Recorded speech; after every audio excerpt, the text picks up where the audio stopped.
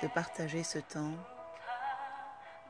et de reconnaître que seul l'Esprit de Dieu a le pouvoir et l'autorité de votre vie, de ce que vous êtes, de ce que vous avez été et de ce qui se prévoit. Parce que le Seigneur a un plan et qu'il a un plan de bonheur, un plan d'avenir pour ton pays, pour ta nation.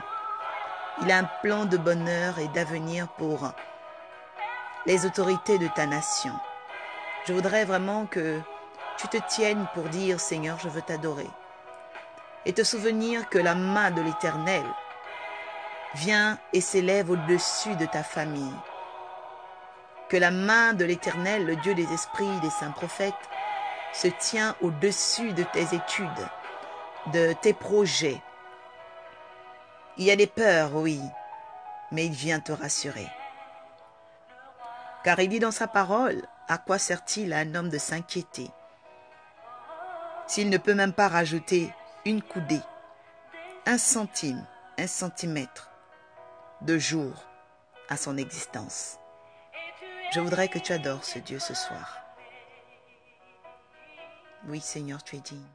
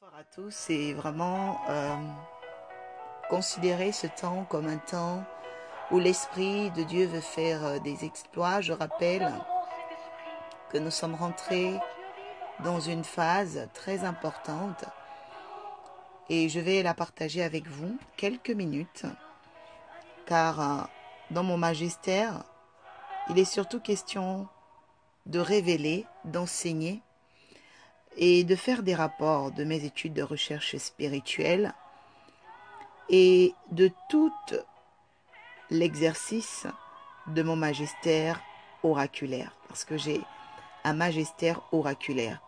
Et c'est une grâce divine qui m'a été faite très jeune, car très jeune, j'ai vécu des expériences très très fortes de voir mes parents se séparer. Et cette expérience m'a emmené à vivre dans ce qu'on appelle une famille recomposée. Et comme vous pouvez constater, ce soir, par la grâce de Jésus, je viens parler d'un sujet qui touche énormément de pays africains, de familles européennes. Permettez que l'oracle de Dieu baisse encore un petit peu le fond musical. Vous devez savoir que votre histoire, elle est participante à un style de vie. Votre vie est participante à un style de vie. C'est-à-dire que votre vie, c'est comme, on va dire, un atome, d'accord? C'est un atome, c'est une force, c'est une énergie qui s'associe à un monde. Donc, vous faites partie intégrante d'une constitution de choses, d'un ensemble de choses qui fait l'être que vous êtes. C'est ce qu'on appelle l'identité. Donc, l'identité, comme on dit bien identité, vient de idée. Donc, l'idée, c'est la pensée. Et vous avez ensuite l'entité. L'entité qui veut dire l'esprit, la représentation. Donc, l'identité d'une personne vient à partir de l'histoire commune qu'elle représente. Et pour ma part, je parlais de cette expérience de famille recomposée qui m'a conduit à vivre des choses qui m'ont emmené à comprendre ce qu'on appelle une marâtre, ce qu'on appelle une madastra, ce qu'on appelle une figure et une autorité qui n'est pas forcément votre géniteur. Et comment on peut côtoyer ce genre de figure? Parce que vous devez savoir que la recomposition de famille, aujourd'hui, ce n'est pas des années 2000, c'est de la construction même humaine, d'ailleurs. Donc, les hommes se remarient, les femmes se remarient, les gens font des enfants, voilà. Donc, vous avez des personnes qui font 3 familles, 4 familles. Et donc, ici, ça ne va pas être de critiquer les constructions familiales, mais de plutôt partager ces expériences sous l'aspect spirituel. Parce que beaucoup de gens, quand elles font des choix, ne voit pas la portée spirituelle. Et ma part en tant qu'oracle, enseignante dans mon magistère, c'est de vraiment comprendre ici l'expérience spirituelle. Qu'est-ce que spirituellement cela a apporté dans ma vie d'avoir une marâtre?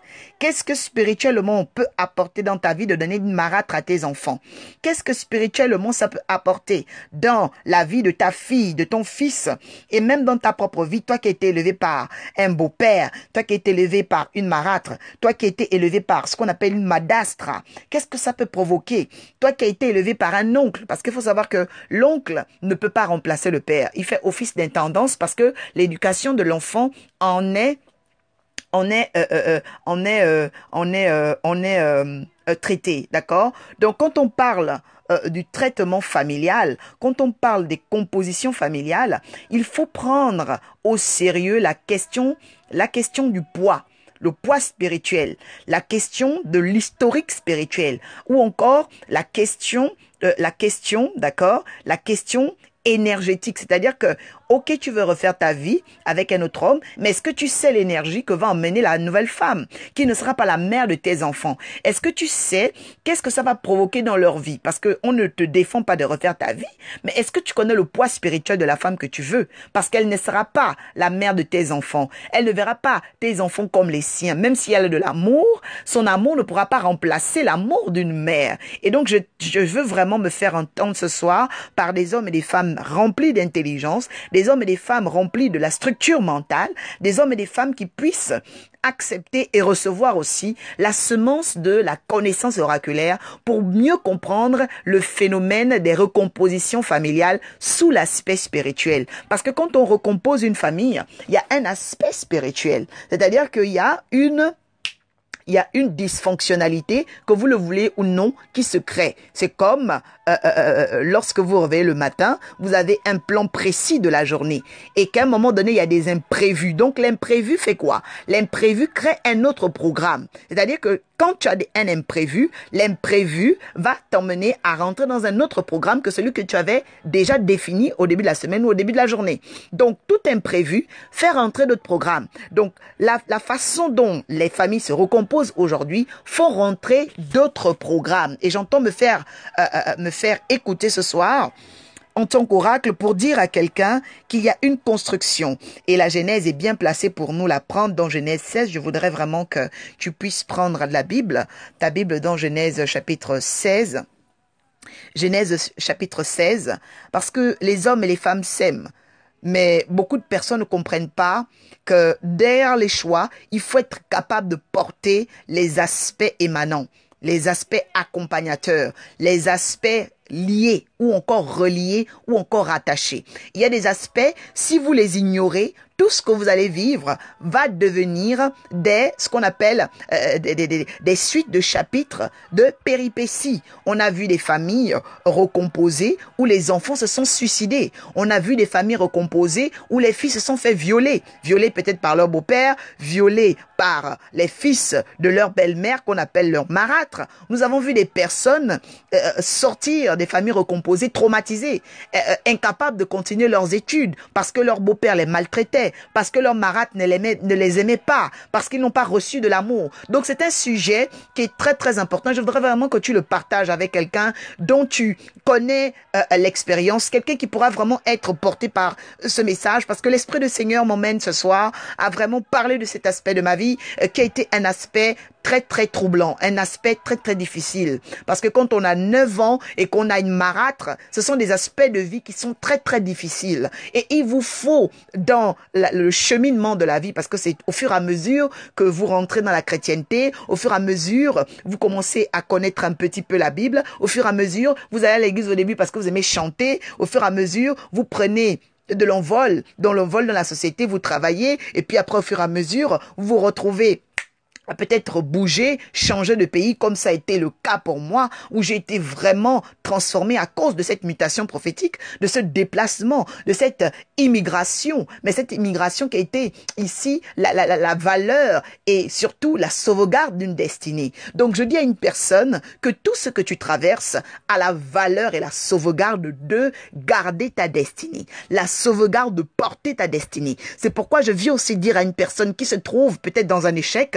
qui se trouve dans une nonchalance, dans une pénibilité, dans une complexité, que demain matin sera meilleur. Je dis en tant qu'oracle que demain matin sera meilleur. C'est-à-dire que demain, tu auras le coup de fil que tu attends. Demain, tu auras le mail que tu attends. Je parle à une personne par l'esprit, une personne qui est désespérée ce soir, une personne qui se dit, peut-être que j'ai échoué ma vie. Je dis, demain matin sera meilleur. Je dis, demain matin sera meilleur. Parce que le Seigneur, le Dieu des esprits des prophètes, à cause de cette parole oraculaire, m'a montré la spécificité de la guérison, la spécificité de la thérapie. Comment, lorsque mon père ministériel, le prophète Armand Mabika Molombi, dont je bénis le magistère et je bénis encore l'appel de Dieu, lorsqu'il a parlé, lorsqu'il a prophétisé, il y a eu un courant énergétique qui a touché ma vie et totalement j'ai été transformé, ne plus être la même. Ça a été ma vie et ça l'est encore aujourd'hui parce que j'ai un père ministériel qui m'a vraiment donné cette autorité et je prie vraiment que ce soir tu comprennes que demain sera meilleur. Je dis demain parce qu'aujourd'hui c'est le 6 juin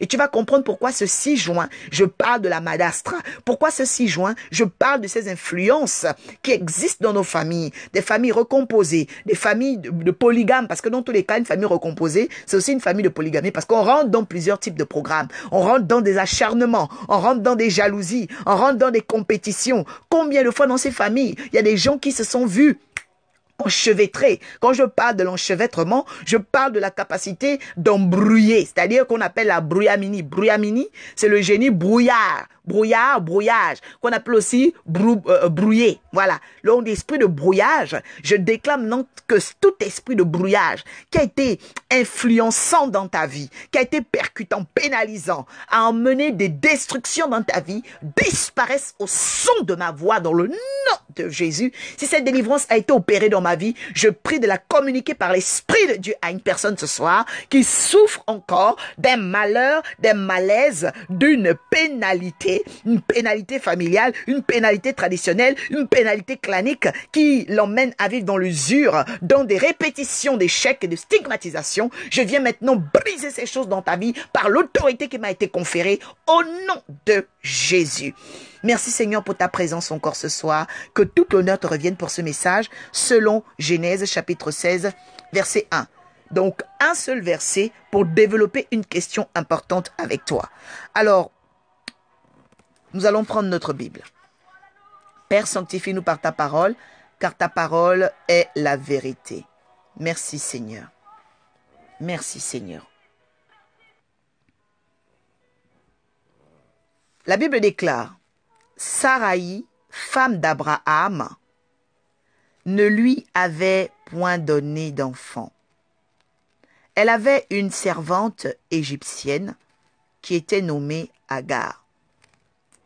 Je vais répéter ce verset. Saraï, femme d'Abraham, ne lui avait point donné d'enfant. Elle était une servante égyptienne nommée Agar. Donc, je vais refléter, je vais traiter ce premier verset avec 3 points importants. 3 points importants ce soir. Je viens déjà traiter de la question de la femme d'Abraham. D'accord?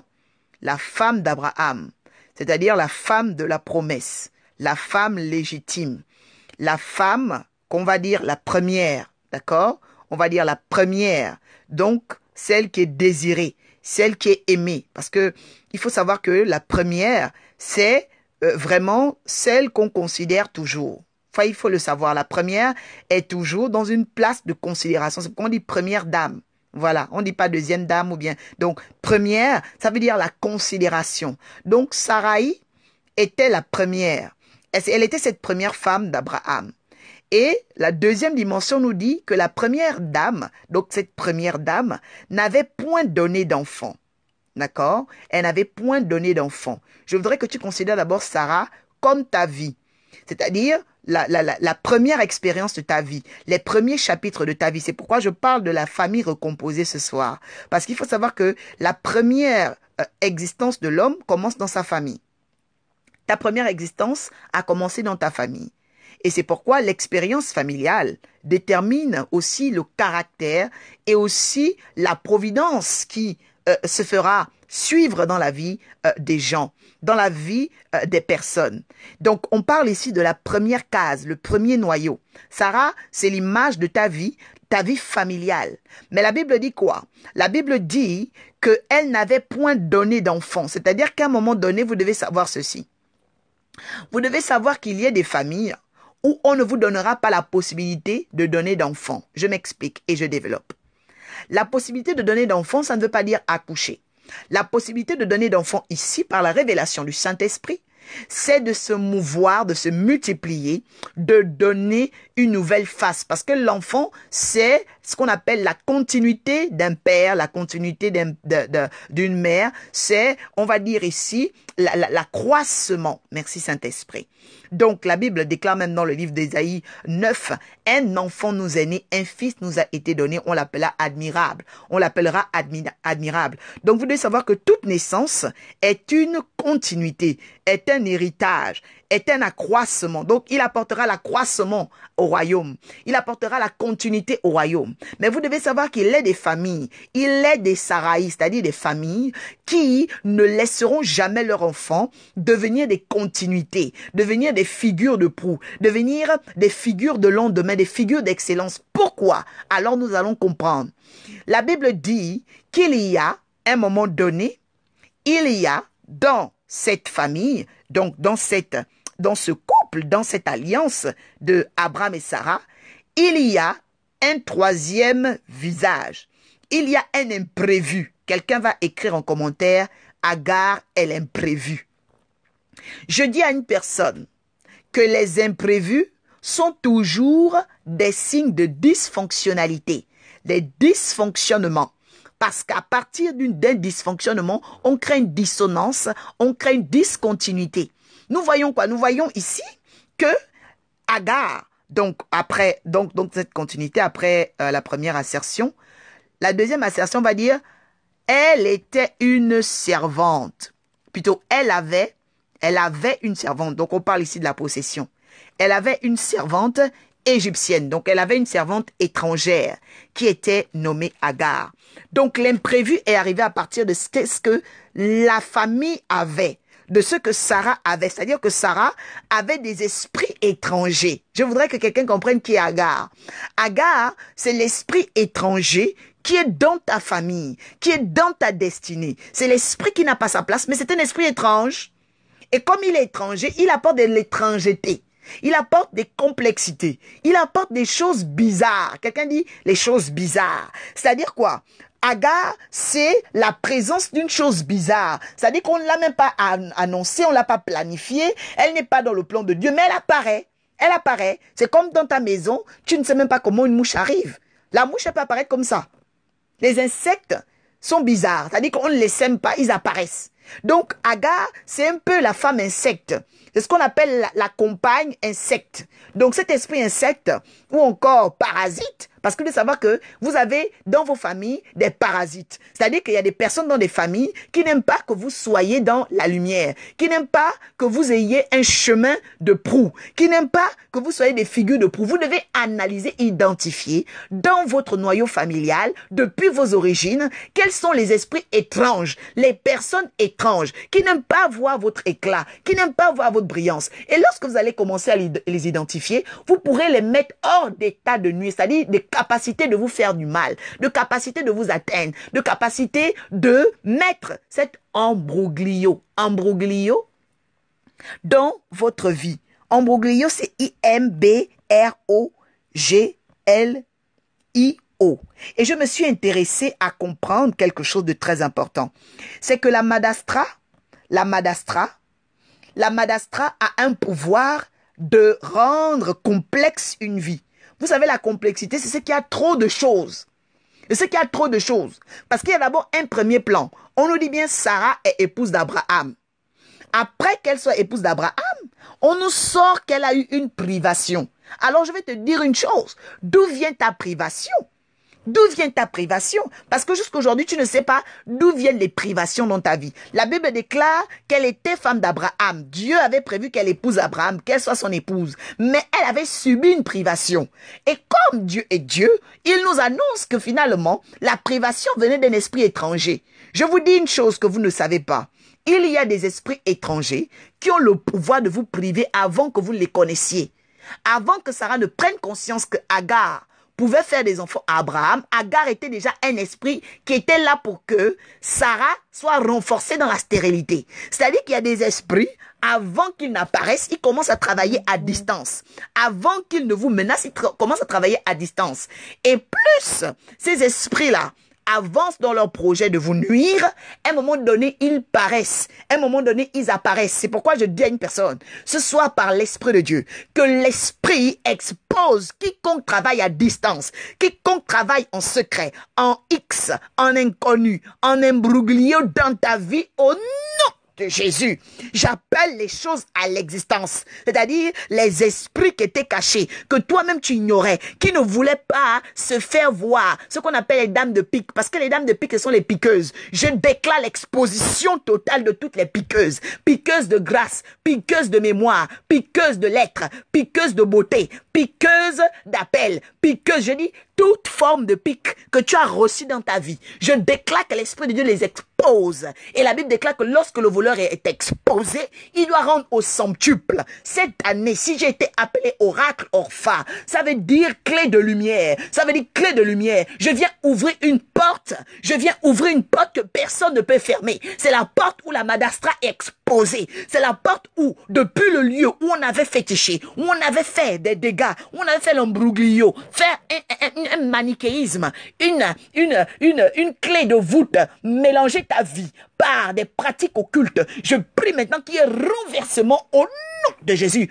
Je déchire les draps, je déchire les tissus, je déchire ce soir toute forme de tissu, tissu de lèpre, tissu de mensonge, tissu de maladie, une maladie qui te privait, un mal qui te privait, un vide qui te privait, un célibat qui te privait, une solitude qui te privait, mais donc quelqu'un était caché derrière. Je déclare que les rideaux tombent, les rideaux de fer tombent et que demain soit meilleur pour toi. Je parle ce soir en tant qu'oracle parce que le lendemain de ma vie sont devenus meilleurs quand l'esprit de la madastra est tombé. L'esprit de la madastra, c'est-à-dire celle qui mettait la complexité, celle qui mettait la distorsion dans ma vie, celle qui avait ruiné mon enfance. Parce que vous devez savoir que une madastra, c'est celle qui par une famille recomposée, par le fait de rentrer dans un mariage où un homme a déjà des enfants, elle vous transmet la lèpre, elle vous transmet la jalousie. Parce que vous devez savoir que la madastra ne peut jamais accepter que les enfants qui ne sont pas les siens réussissent.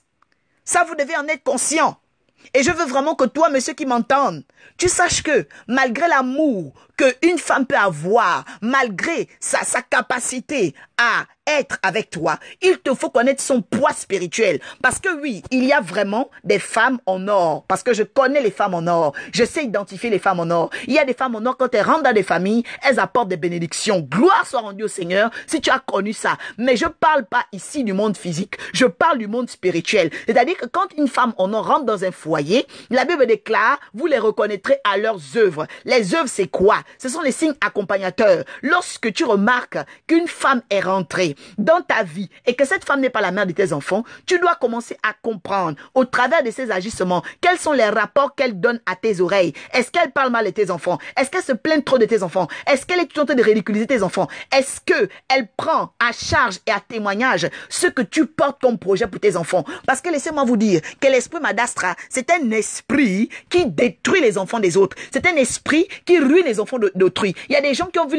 leurs enfants pourrir à cause des mères des belles-mères, à cause des mères des madastras. Donc je suis très bien placé pour en parler parce que moi-même j'ai traversé cela dans ma vie. Je n'avais que 9 ans. Comprenez bien ce soir. Et lorsque vous avez une madastra, un esprit qui a de l'autorité de vous noircir, l'autorité de vous détruire, si vous ne rencontrez pas un prophète, qu'importe le nombre d'années, si vous ne rencontrez pas un oracle de Dieu, qu'importe le nombre d'années, votre vie sera vraiment ridicule, votre vie sera renversée parce que la madastra vient avec un pouvoir de noirceur. C'est ce qu'on dit madastra, c'est-à-dire que elle vient avec la mada. Vous savez que quand il y a des problèmes, on dit mede, c'est-à-dire que là ça ne va plus. On dit mede, c'est-à-dire urgence. Il y a un état d'urgence pour un enfant, quelque part, pour une famille, quelque part, pour une mère en SOS. Je dis aujourd'hui que la madastra doit tomber. Je fais tomber les rideaux de la madastra qu'on appelle la dame de pique. Beaucoup de gens ne connaissent pas qui est la madastra. Dans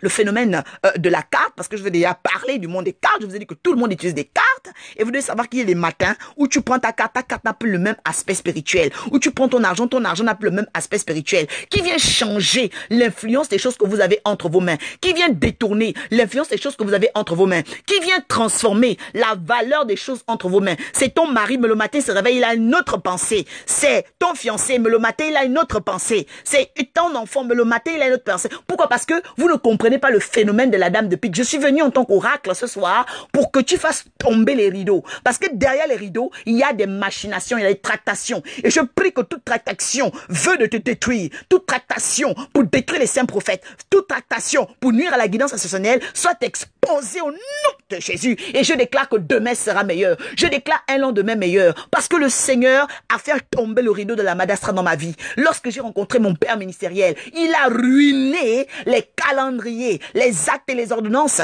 par lesquels la madastra avait condamné ma vie. Donc ce soir, je suis très bien placé pour parler et officier, exercer un magistère de sauvegarde, de justice, un magistère d'acquittement, un magistère où il y a une question de légiférer en ta cause, une question de légiférer. Parce qu'à un moment donné, vous devez savoir qu'il y a quelque chose. Il y a quelque chose. Même quand vous entendez parler de Satan, Satan c'est une madastra. C'est-à-dire qu'elle ne comprenait pas pourquoi Adam et Ève devaient être épanouis alors que le Créateur l'avait chassé. Donc quand elle arrive, elle fait quoi? Elle va tromper Ève pour désormais faire que les enfants de Ève soient sous sa régence, sous sa supervision. Parce que ce qu'on voit à la suite, lorsqu'elle a trompé Ève, une mère qui devient incapable d'élever ses enfants, une mère qui devient incapable d'avoir ses enfants, c'est une mère en urgence, c'est une mère en mayday, c'est une mère qui a été enchevêtrée, elle a été confondue. Et nous remarquons quoi? Que la madastrale, quand elle a récupéré Ève, elle a également récupéré sa progéniture parce que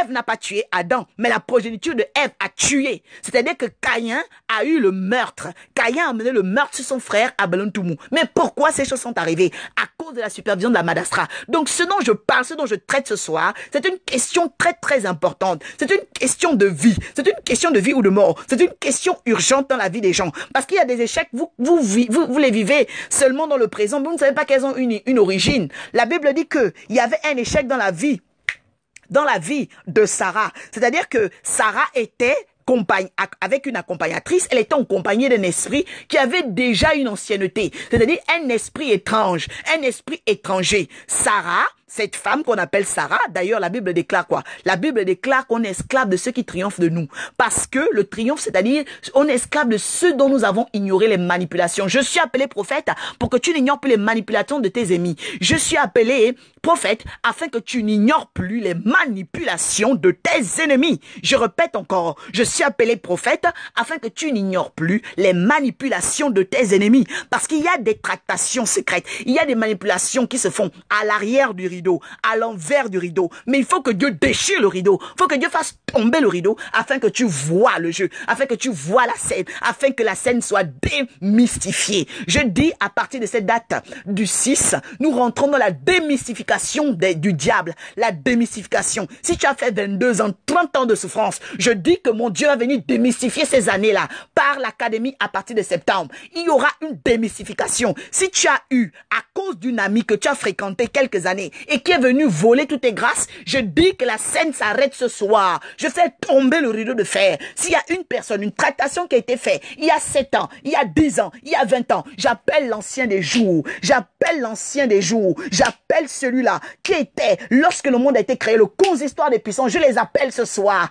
à venir maintenant par la machine à remonter le temps. La machine à remonter le temps s'appelle le Saint-Esprit. La machine à rattraper les sorciers qui ont travaillé dans le temps ancien, dans les temps anciens, dans les temps obscurs, dans les temps cachés, s'appelle le Saint-Esprit. Et que la puissance de le Saint-Esprit les saisisse de là où ils sont. S'ils sont partis avec ton mariage, que le Saint-Esprit les saisisse au nom de Jésus. Et que maintenant la scène s'arrête. Je dis la scène s'arrête. Demain matin, ils sont chassés de leur travail, chassés de leur mariage, chassés au nom puissant de Jésus. Parce que le Saint-Esprit a la capacité de remonter le temps. La Bible dit qu'il est celui du passé, il est du présent et il est du futur. Et je prie aussi à cet instant que le juste ne tombe pas, que le juste triomphe de ses adversaires, que le juste comprenne qu'il est fait pour monter de gloire en gloire. La dame de pique, c'est qui? La dame de pique, c'est Madastra. La dame de pique, c'est qui? On l'appelle Athéna. C'est pourquoi je vous dis que Athéna, on l'appelle aussi Agar.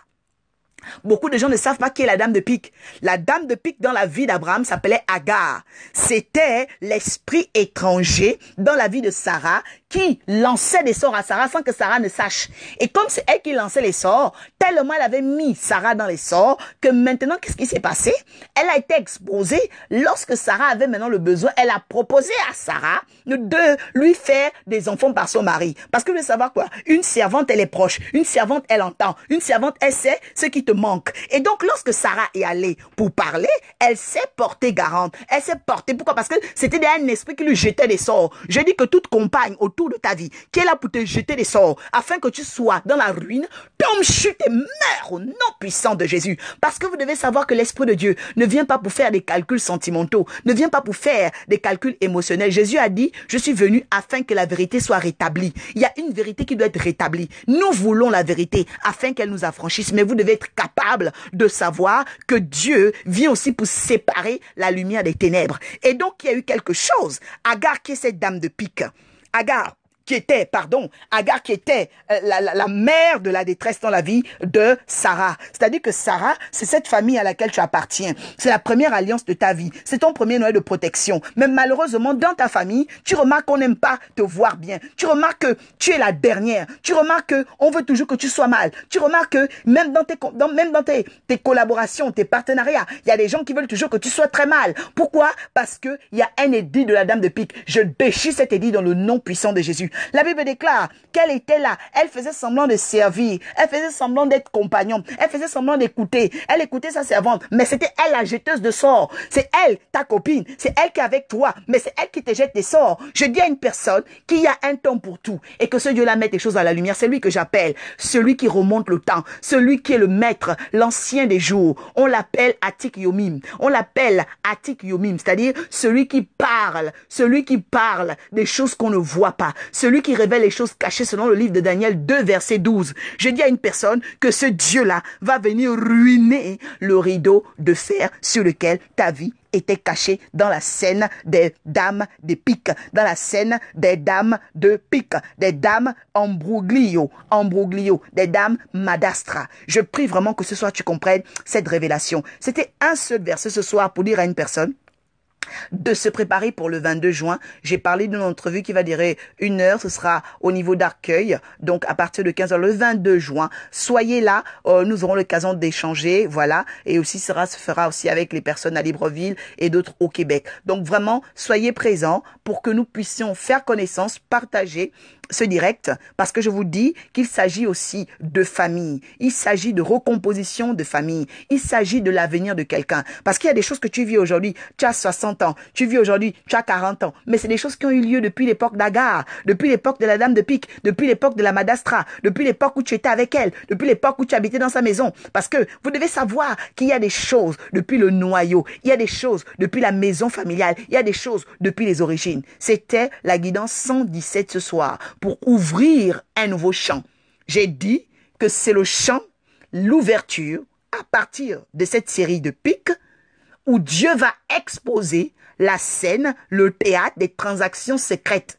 Attends-toi à ce que Dieu expose. Prépare ton cœur, parce que Dieu va exposer. Prépare-toi. Quand Dieu expose, il livre publiquement en spectacle. Il livre publiquement. Et la Bible déclare quoi? Quand le voleur est attrapé, on doit l'emmener à restituer au centuple. On n'a pas dit seulement 50, on n'a pas dit 20, on a dit centuple. Vous devez savoir que 100, ça vient de 100, c'est-à-dire quoi? Il va restituer même jusqu'à ton sang, ce qu'il avait volé dans ton énergie, dans ton corps, jusqu'à ton matériel, jusqu'à ton esprit, jusqu'à dans ton âme. Toutes les informations environnantes et internes à ta vie te seront restituées au nom de Jésus. Toutes les informations inhérentes à la guidance ascensionnelle, interne et externes, seront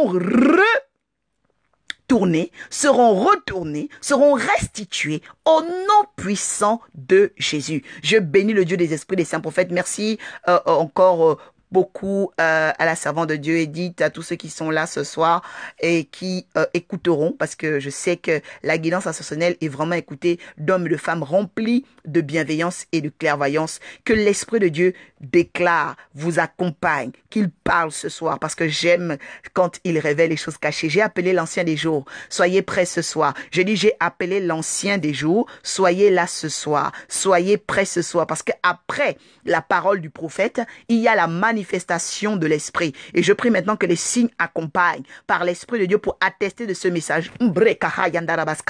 Que l'Esprit se lève et accompagne pour attester de ce message. Ce soir, en dormant, je dis l'Esprit de Dieu va te révéler. L'Esprit de Dieu va briser la scène. L'Esprit de Dieu va casser l'emprise de la madastra, de Agar. Il va exposer. Et je déclare que demain matin, tu te réveilleras avec une nouvelle pensée. Demain matin, tu seras une autre femme, parce que l'Esprit de Dieu veut toujours préparer des nouveaux témoignages en chaque saison. Je rappelle aussi que nous sommes rentrés dans la phase de l'attente de notre Seigneur par son Esprit, c'est la Pentecôte. Donc, pendant la série des Dames de Pique, ne vous ne vous larmoyez pas. Sachez que vous aurez de grandes victoires parce que c'est une grande saison. La saison des pics, la série des pics, c'est quand Dieu expose l'ennemi. Donc soyez déjà heureux. Toi qui n'enfantes pas, tu enfanteras. Toi qui te sens isolé, tu ne seras plus isolé. Oui, ils reviendront à toi t'adresser des supplications. Le Dieu des esprits des saints prophètes est entré dans une série de rétributions. J'ai dit, c'est la série de rétributions. La dame de pique, c'est quand l'Esprit de Dieu vient exposer les scènes et apporter la rétribution aux méchants. Gloire soit rendue au Seigneur pour ta vie, à toi qui partages, pour ta vie vraiment. Et le Seigneur m'a dit de beaucoup prier pour ceux qui partagent ces audios. Sachez vraiment que je vous mets dans mon intercession, je vous porte dans mon intercession parce que je considère que la parole nous déclare dans le livre de 1 Samuel 14:14, il honore ceux qui l'honorent. À vous qui honorez la guidance ascensionnelle, sachez que je vous porte dans mes prières, je vous porte vraiment dans mon intercession et je sais que des anges de prestige, des anges de rétribution viendront pour fracasser tous vos adversaires. Qu'il en soit ainsi dans le nom de Jésus. Je rappelle encore la parole de l'Esprit. Demain sera meilleur. Et ce n'est pas après-demain. J'ai dit demain sera meilleur. J'ai dit demain sera meilleur. Merci de venir témoigner en inbox, de m'écrire et aussi de retourner sur la page Prophétesse Oracle sur YouTube. Abonnez-vous. Demandez à vos familles de s'abonner. Demandez à vos cousins de s'abonner. Demandez à vos fils de s'abonner. Parce que je sais qu'un enfant qui a grandi avec une marâtre, un enfant qui a été élevé par une marâtre, des enfants qui ont grandi sous d'autres tutelles, ce sont des enfants qui sont vraiment, vraiment traumatisés. Et moi, je suis la preuve de la guérison de ce trauma. Je suis vraiment un miracle post-traumatique de la madastra. Parce que vous devez savoir que après avoir une marâtre, lorsque vous réussissez votre vie, lorsque vous récupérez votre mental, lorsque Jésus est avec vous, c'est que vraiment vous serez un témoignage. Et donc je voudrais vraiment remercier tous ceux qui écoutent la guidance ascensionnelle. Merci encore à tous d'avoir été là ce soir. Que le Dieu des esprits des prophètes vous garde, vous bénisse.